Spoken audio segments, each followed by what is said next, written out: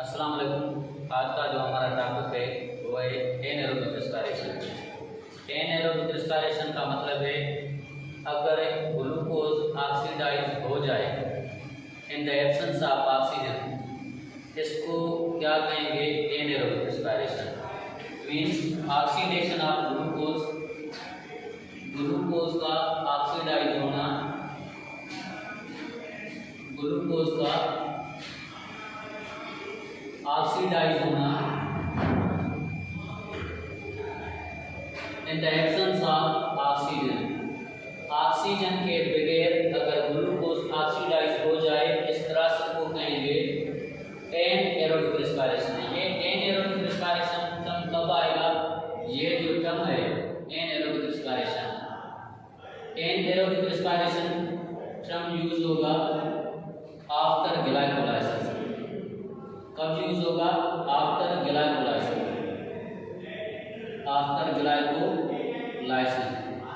क्योंकि जो universal process है, ये जो यूनिवर्सल प्रोसेस है वो है ग्लाइकोलाइसिस। ग्लाइकोलाइसिस के बाद हम यूज कर सकते हैं एरोबिक एंड एनारोबिक रेस्पिरेशन। इस एनारोबिक रेस्पिरेशन में ऑक्सीजन यूज नहीं होती। ये तब होता है जब सेल के अंदर जो है ऑक्सीजन की कमी होती है। अगर एनारोबिक रेस्पिरेशन होगा किसी सेल के अंदर तो नेट एटीपी का नंबर क्या होगा? 2 एटीपी जो है नेट एटीपी मिलती हैं। वो नेट एटीपी कहाँ से मिलती हैं? जो ग्लाइकोलाइसिस वाली एटीपी होती है।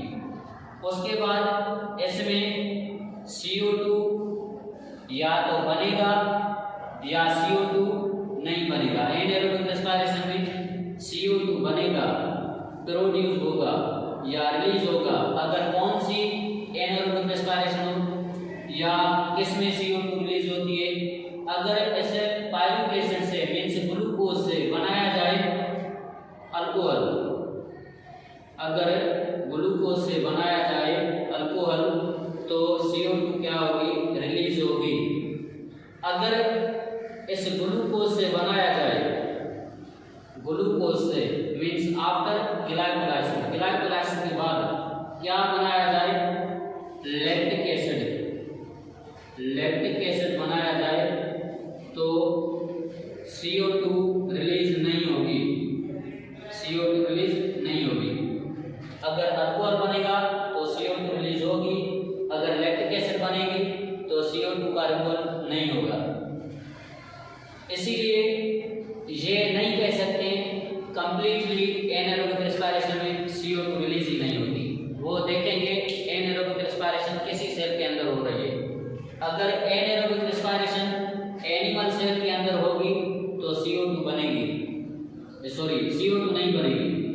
अगर ये एनारोबिक रेस्पिरेशन है किस सेल के अंदर? प्लांट के अंदर या बैक्टीरिया के अंदर या फंजाई के अंदर, फंजाई के सेल में।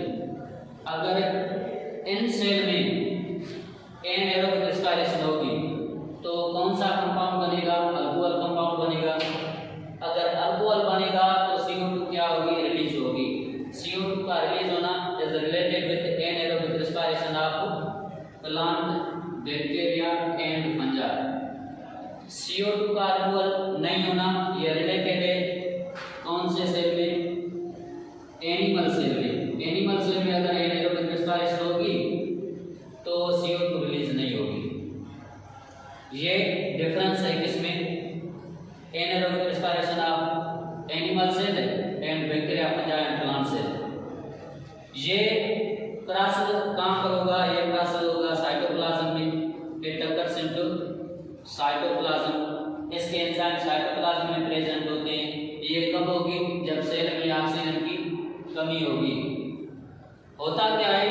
ग्लूकोज में 6 कार्बन होती हैं, 12 हाइड्रोजन और 6 ऑक्सीजन। ग्लूकोज ग्लाइकोलाइसिस में टूट जाता है 2 ट्रायोज में, 2 ट्रायोज बनती हैं ग्लूकोज से and glycolysis. In trio sugar में 6 हाइड्रोजन होती है, 3 ऑक्सीजन, 3 कार्बन। कितनी ट्रायो शुगर बनती है? ये ट्रायो शुगर बनती है 2। इस ट्रायो शुगर में फर्दर होगी ऑक्सीडेशन, मीन्स हाइड्रोजन का रिमूव होना, 2 हाइड्रोजन रिमूव हो जाएगी, NAD कन्वर्ट हो जाएगा किसमें, NADH2 में। फिर क्या बन जाएगा, फिर बन जाएगा पायरुविक एसिड। यहाँ पर 6 हाइड्रोजन है, 2 हाइड्रोजन किसको दिए गए, NAD को। कितनी बची हाइड्रोजन, 4 बची, और कार्बन कितनी है, सेम, ऑक्सीजन भी सेम। ये कौन सा कंपाउंड है, पायरुविक एसिड, ये पायरुविक एसिड है। यहाँ पर भी सेम प्रोसेस होगा, क्या बनेगा, पायरुविक एसिड। एक ग्लूकोज से कितने पायरुविक एसिड बनते हैं, 2। अगर इस पायरुविक एसिड में एनारोबिक रेस्पिरेशन हो, कौन से सेल के अंदर, एनिमल सेल के अंदर। पहले पढ़ते हैं anaerobic respiration in animal cell, anaerobic respiration in animal cell. Animal cell में एनारोबिक रेस्पिरेशन ये कब होगी, जब ऑक्सीजन की कमी होगी, तो पायरुविक एसिड कन्वर्ट हो जाएगी किसमें, कन्वर्ट हो जाएगी लैक्टिक एसिड में। लैक्टिक एंजाइम जो होगा वो यूज होगा NADH डिहाइड्रोजिनेज, NADH डिहाइड्रोजिनेज। ये एंजाइम क्या करेगा, इस NADH से जो 2 हाइड्रोजन है वो 2 हाइड्रोजन ऐड करवाएगा किसके साथ, पायरुविक एसिड के साथ। ये पायरुविक एसिड क्या हो जाएगी, रिड्यूस हो जाएगी, किस में रिड्यूस हो जाएगी, लैक्टिक एसिड में। यहाँ पर लिखते हैं इसकी स्ट्रक्चर पायरुविक एसिड की, CH3 एंड COOH। ये पायरुविक एसिड के स्ट्रक्चर है। पायरुविक एसिड में 3 जो है, यहाँ पर देखेंगे 3 कार्बन, और उसके बाद 4 जो है हाइड्रोजन, और 3 ऑक्सीजन होती है। अगर ये पायरुविक एसिड किसी सॉल्यूशन में होगी, अगर ये किसी सॉल्यूशन में होगी तो इसके एसिड ग्रुप में क्या हो जाएगी, आयोनाइजेशन हो जाएगी। इसके एसिड ग्रुप में आयोनाइजेशन होगी, मीन्स यहाँ से जो हाइड्रोजन है, ये हाइड्रोजन एक इलेक्ट्रॉन देगी किसको, ऑक्सीजन को, और प्रोटॉन जो है सॉल्यूशन के अंदर छोड़ दिया जाएगा। ये कन्वर्ट हो जाएगी आयोनाइज्ड फॉर्म में। कैसे लिखेंगे, CH3 carbon double bonded oxygen, और उसके बाद COO, इस पर नेगेटिव चार्ज। क्यों नेगेटिव चार्ज, ये जो इलेक्ट्रॉन है किसका इलेक्ट्रॉन है, इस हाइड्रोजन का। हाइड्रोजन का एक इलेक्ट्रॉन रिलीज होगा, वो दिया जाएगा इस ऑक्सीजन को, ऑक्सीजन पर नेगेटिव चार्ज, और प्रोटॉन जो है रह जाएगा सॉल्यूशन के अंदर। मीन्स एसिड ग्रुप क्या हो जाता है, सॉल्यूशन में आयोनाइज हो जाता है। इसको फेडरल में देखेंगे ऐसे लिखा गया है, आयोनाइज्ड फॉर्म में। उसके बाद क्या होगा, ये जो पायरुविक एसिड है in the form of ions और आयोनाइज्ड फॉर्म लिख सकते हैं। ये किसके साथ केमिकल रिएक्शन करेगी, NADH के साथ। NADH में कितनी हाइड्रोजन होती है, 2 हाइड्रोजन होती है। क्या बन जाएगा, यहाँ पर देखेंगे ये जो 2 हाइड्रोजन है वो हाइड्रोजन ऐड किए जाएंगे कार्बन नंबर 2 के साथ। एक हाइड्रोजन इस कार्बन को मिलेगी, एक किसको मिलेगी, इस ऑक्सीजन को। क्या बन जाएगा, सेम रखेंगे CH3, उसके बाद कार्बन, उसके बाद एक हाइड्रोजन यहाँ से कार्बन को मिल गई, ये क्या लिखेंगे CH, और ये ऑक्सीजन सेम है। ऑक्सीजन क्या है, सेम। इस ऑक्सीजन को दूसरी हाइड्रोजन दी गई, क्या बन गया, CH3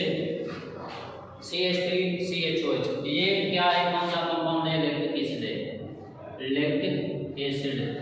और ये NADH कन्वर्ट हो जाएगा प्लस इसमें NAD में। ये हो गई लैक्टिक एसिड। लैक्टिक एसिड कब होती है, जब एनिमल सेल के अंदर डिफिशिएंसी होती है, या ह्यूमन के सेल के अंदर डिफिशिएंसी होती है ऑक्सीजन की, तो लैक्टिक एसिड बनती है। ये लैक्टिक एसिड क्या करती है, स्केलेटल मसल को फटीग करती है, फटीग। अगर ऑक्सीजन की जो कमी है वो ओवरकम हो जाए तो इस लैक्टिक एसिड को फर्दर एरोबिक रेस्पिरेशन में ऑक्सीडाइज किया जाएगा।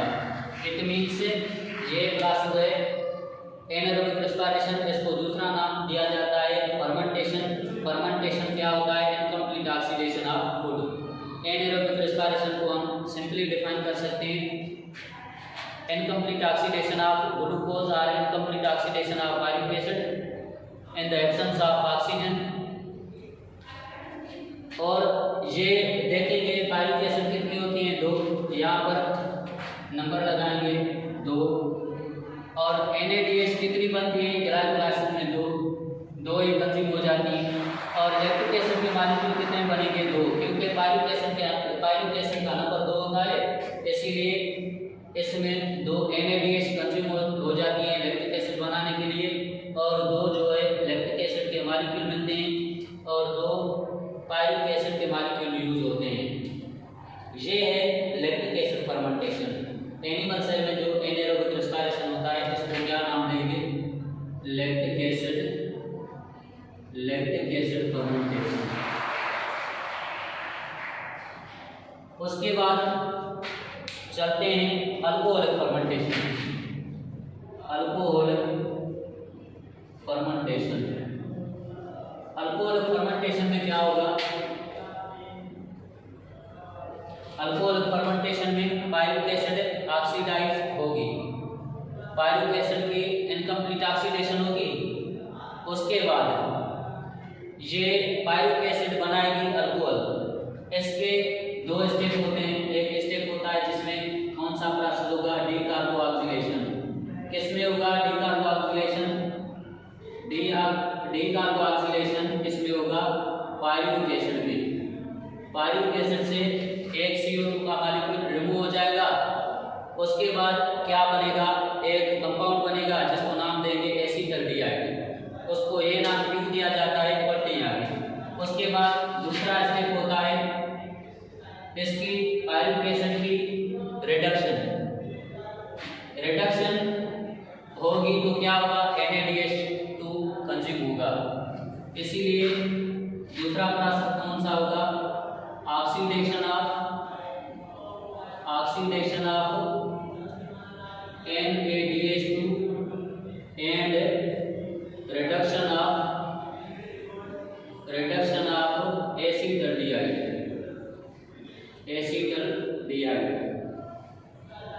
स्ट्रक्चर बनाते हैं किसकी? स्ट्रक्चर बनाएंगे ये पायरुविक एसिड की आयोनाइज्ड फॉर्म में जो है। यहाँ पर क्या करेंगे? CH3 carbon double bonded oxygen, और उसके बाद ये आयोनाइज्ड फॉर्म में क्या है? Pyruvic acid. इस पायरुविक एसिड में पहले कौन सा प्रोसेस होगा? डीकार्बोक्सिलेशन। ये जो 2 कार्बन है, एक कार्बन 2 ऑक्सीजन, ये रिमूव हो जाएगा यहाँ से, तो क्या बन जाएगा? ये बन जाएगा CH3 सेम। यहाँ पर देखिए CH3 है, सेम लिखेंगे CH3। और यहाँ पर क्या है? एक कार्बन 1 ऑक्सीजन। ये क्या करेंगी? ये जो इलेक्ट्रॉन है यहाँ पर किसका इलेक्ट्रॉन है? हाइड्रोजन का इलेक्ट्रॉन। ये फ्री हो गया। ये हाइड्रोजन का इलेक्ट्रॉन जो है फ्री फॉर्म में, ये केमिकल रिएक्शन करेगा अपने प्रोटॉन से, मींस हाइड्रोजन के प्रोटॉन से। तो फाइनली क्या बन जाएगा? ये फाइनल बन जाएगा हाइड्रोजन। ये हाइड्रोजन अटैच हो जाएगी किसके साथ? इस कार्बन के साथ। कौन सा कंपाउंड बन जाएगा? CH3 CH2। ये हाइड्रोजन कहाँ से आई? यहाँ से एक इलेक्ट्रॉन फ्री हो गया, सॉल्यूशन में प्रोटॉन प्रेजेंट था। ये प्रोटॉन जो है इसके साथ जुड़ गया, अपने इलेक्ट्रॉन के साथ हाइड्रोजन बन गई। ये हाइड्रोजन कार्बन के साथ अटैच हो गई। कौन सा कंपाउंड बन गया? इस ग्रुप के लिए इसको नाम देंगे CH3। ग्रुप का नाम है एसिटल और एसिटाइल ग्रुप, और इस ग्रुप का नाम है एल्डो ग्रुप। ये ग्रुप है एसिटाइल ग्रुप और ये ग्रुप है कौन सा? Aldo group. इसीलिए इस पूरे कंपाउंड का नाम क्या हो गया? एसिटाइल डिहाइड इस कंपाउंड का नाम है। और प्लस में क्या मिला, ये CO2 मिल गई, प्लस में CO2 मिल गई। CO2 डिकार्बोक्सिलेशन के बाद बनती है। यहाँ पर देखेंगे पायरुवेट एसिड कितनी है, 2, पायरुवेट एसिड का नंबर 2 है। उसके बाद एसिटल्डिहाइड के कंपाउंड कितने होंगे, 2, और CO2 के कंपाउंड कितने होंगे, 2। ये एसिटल्डिहाइड फर्दर दूसरे स्टेप में क्या होगा, एसिटल्डिहाइड रिड्यूस होगा और इसको रिड्यूस कौन करेगा, NaDH2। NaDH2 क्या होगा, ऑक्सीडाइज होगा। यहाँ पर लिखेंगे CH3CHO, ये एसिटल्डिहाइड है। ये केमिकल रिएक्शन करेगा किसके साथ, NaDH2 के साथ, NaDH2 क्या बन जाएगा, CH3 सेम रखेंगे, CH3 सेम रखेंगे। उसके बाद ये जो हाइड्रोजन है 2, ये 2 हाइड्रोजन मिल जाएंगे किसको, कार्बन नंबर सेकंड को, कार्बन नंबर सेकंड को। इसीलिए एक जो हाइड्रोजन होगी इसके साथ जुड़ जाएगी, कार्बन के साथ जुड़ जाएगी, और जो एक हाइड्रोजन है इस ऑक्सीजन के साथ जुड़ जाएगी।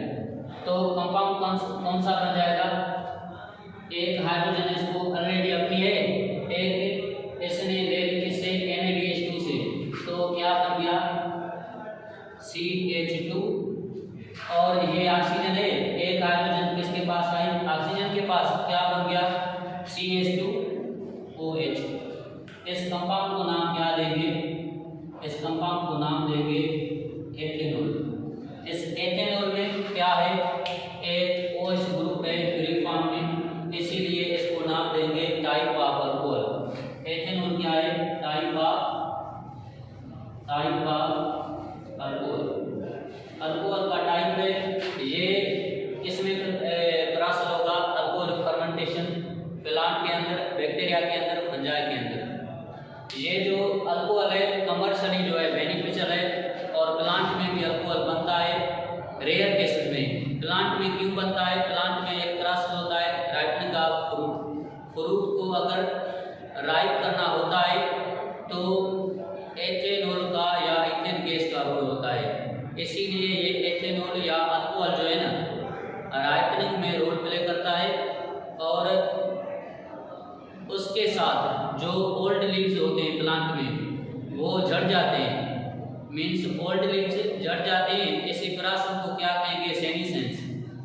सेनीसेंस मीन्स एजिंग को कहते हैं। अगर ओल्ड लीव्स हो गया, एज्ड लीव्स हो गया, वो क्या होगा, लेस एक्टिव, उसके बाद इनएक्टिव। अगर इनएक्टिव हो गया लीव, इसको फॉल ऑफ किया जाएगा। इसी प्रोसेस को कहेंगे सेनीसेंस प्रोसेस। ये जो एथेनॉल वगैरह या अल्कोहल वगैरह है प्लांट में क्या करता है, राइपनिंग ऑफ फ्रूट एंड सेनीसेंस। ये जो टॉपिक है एनारोबिक रेस्पिरेशन कंप्लीट हो गया।